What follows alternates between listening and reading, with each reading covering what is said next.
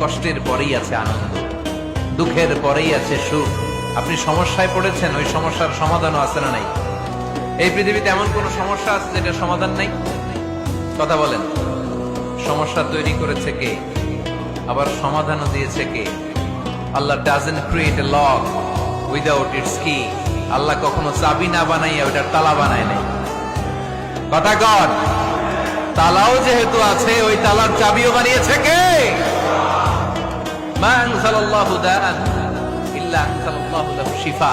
আল্লাহ দুনিয়ায় এমন কোন রোগ পাঠায় নাই যে এই রোগের ঔষধ বানায় নাই, এমন কোন রোগ নাজিল করে নাই যে এই রোগের কোন চিকিৎসা বানায় নাই, হয়তো সেটা আবিষ্কার হয় নাই। অনেকে ক্যান্সারের কথা বলতে পারেন যে হুজুর ক্যান্সার এমন রোগ, এই ক্যান্সার তার নাই কোনো অ্যান্সার, কিন্তু বিজ্ঞানীরা বলতেছে এটারও অ্যান্সার আবিষ্কৃত হচ্ছে।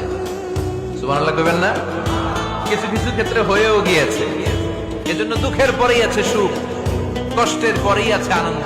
এই দুনিয়াটাই এরকম, কষ্টের পরই আনন্দ। দেখবেন তারাবির নামাজ 20 রাকাত পড়তে কষ্ট লাগে না? কোমরে ব্যথা, হাঁটুতে ব্যথা, কিন্তু 20টা রাকাত যখন শেষ করে মসজিদ থেকে বের হই, একটা আনন্দ আছে না নাই? কষ্ট করে পরীক্ষার জন্য প্রিপারেশন নিলেন আপনি কয়েক মাস, তো ফলাফল যখন ভালো হয় তখন একটা আনন্দ আছে না নাই? সারাদিন রোজা রাখলেন রমজানে, কি কষ্ট, তৃষ্ণায় গলা ফেটে যায়,